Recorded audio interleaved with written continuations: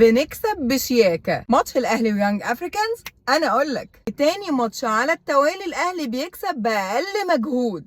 خلينا متفقين على حاجه، ماتش زي ده يكسب ولا يلعب، لانه ماتش تحصيل حاصل اصلا. الاهلي خلاص صعد لدور الثمانيه وصاعدين كمان اول المجموعه. هنعوز ايه من الماتش ده؟ مش عايزين اكتر من اننا نتعادل او نكسب من غير خساره اي لاعب من اللعيبه، ومن غير خساره ومن غير اي مشكله. وده اللي عمله كولر، منزل مودست ومريح وسام ابو علي، ومنزل كوكا ومريح امام عاشور، وبيجرب اكرم توفيق مكان محمد هاني. بالنسبه للدفاع ما كانش مختبر قوي الماتش ده، بس القلق كان جاي من ناحيه علي معلول. بالنسبه لنص الملعب نقدر نقول ان هو كان متوازن الى حد ما، وتحس اكتر انهم في الشوط الاول مايلين للدفاع اكتر من الهجوم. ما كانش فيه لاعب نص ملعب تقيل علشان يوصل الكوره ما بين الدفاع للهجوم، وده اتحسن شويه اخر الماتش لما نزل امام عاشور وقفشه. اما في الهجوم بقى ما كانش فيه اي انسجام خالص ما بين بيرسي تاو ومودست وحسين الشحات.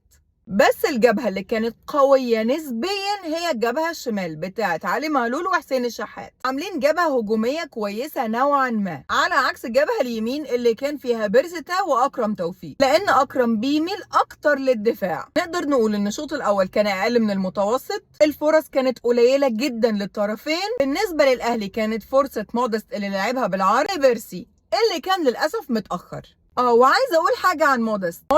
انت مهاجم ورايح على الجون وعندك فرصه انك شوت يا معلم، ده دورك، انت مهاجم لازم تبقى اناني شويه. مش عارفه هو بيعمل كده ليه، خايف مثلا من رد فعل الجمهور، لا خايف انها تضيع وعايز يضمنها. النقطه دي كانت واضحه جدا في الكوره بتاعت بيرسي تاو، وكان في فرصه تانية لبيرسي تاو بس كان حظه عامل زي حظي كده بالظبط، واتزحلق ووقع وضاعت الهجمه. نيجي بقى للفرصة اليتيمة الوحيدة ليانج افريكانز في الشوط الأول، كانت في دقيقة 42. لاعب يانج افريكانز وصل لمنطقة الجزاء وشاطها بقوة، بس الحمد لله مصطفى شوبير تألق فيها وصدها، وبكده نقدر نقول ان الاهلي كان مسيطر على الشوط الأول بس من غير فعالية، وبيخلص الشوط الأول 0-0.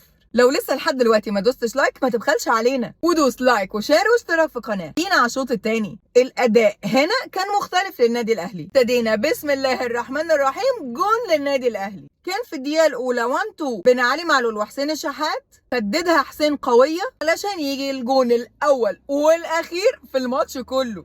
جابش كوره من عليه في وسط الميدان، علي كوكا شحات علي ممتازه من معلول، كوره جول معلول، علي معلول خطيره جدا، والهدف الاول للنادي. شفتوا ده اللي قلت عليه في اول الفيديو، انسجام والخطوره كانت ما بين علي معلول وحسين الشحات، وهي اللي جت منها الجون. ومن بعد الجون الاهلي فضل مسيطر على الماتش ومنع اي خطوره من يانج افريكانز، وكمان ضيعنا اكتر من فرصه. اهو طبعا ينفع ماتش للاهلي من غير ما نضيع فرصتين ثلاثه؟ شحات فرصه ومودست فرصه وسام ابو علي فرصه، كل مره بنقول نفس الكلام، تضييع الفرص.